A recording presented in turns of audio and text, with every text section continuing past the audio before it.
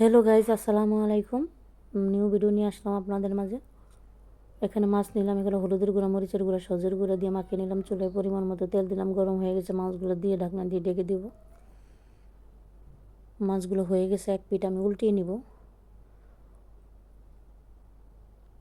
এখানে দিয়ে দিলাম আমি পেঁয়াজ, এখানে রসুন কুচি, এখানে কাঁচামরিচ ফালিয়ে দিয়ে দিব। সেই মাছ ভাজার তেলের অবশিষ্ট যেগুলো ছিল, তো আমি 5 কেজি আদা রসুন ব্লেন্ডার করেছি, সেখান থেকে কিছু আদা রসুনের পানি ছিল, সেগুলো দিয়ে দিলাম 1 চামচ পরিমাণ আদা রসুনের পেস্ট, দিয়ে দিলাম হলুদের গুঁড়া, সজের গুঁড়া, লবণ একসাথে পরিমাণ মতো দিয়ে দিলাম। ভালো করে কষিয়ে নিব। কিছুক্ষণ কষিয়ে নিলাম। এখন লাউটা ধুয়ে দিয়ে দিব। ঢাকনা দিয়ে ঢেকে দিলাম। নাড়াচাড়া দিচ্ছি, কিছুক্ষণ পরে আবার আসলাম,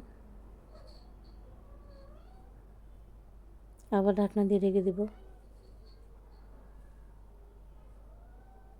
ভালো করে কষিয়ে নিলাম। এখন গরম পানি দিয়ে দিব। ঢাকনা দিয়ে ঢেকে দিলাম। ফিরে আসলাম কিছুক্ষণ পর।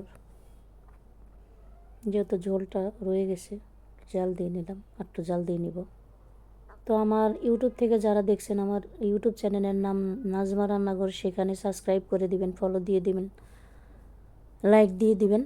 তো মাছটা দিয়ে দিলাম। আমার ভিডিওটা যদি ভালো লাগে অবশ্যই জানাবেন কমেন্টে। তো আমি আজকে রেসিপি বানাচ্ছি হলো পাঙ্গাস মাছ দিয়ে লাউ দিয়ে। যেহেতু শীতের সিজন, এই সিজনে লাউ দিয়ে আপনি যে কোনো মাছ খেতে পারেন। যেহেতু আমাদের বাজারও কাছে, আমরা টাটকা টাটকা লাউ কিনে প্রতিদিনই খাই। তো জিরার গুঁড়া দিয়ে দিলাম, যেহেতু ধনিয়া পাতা নাই আজকে। আপনারাও খেতে পারেন, যাদের বাজার কাছে আছে, প্রতিদিন বাজার থেকে টাটকা টাটকা এনে রান্না করে খাবেন।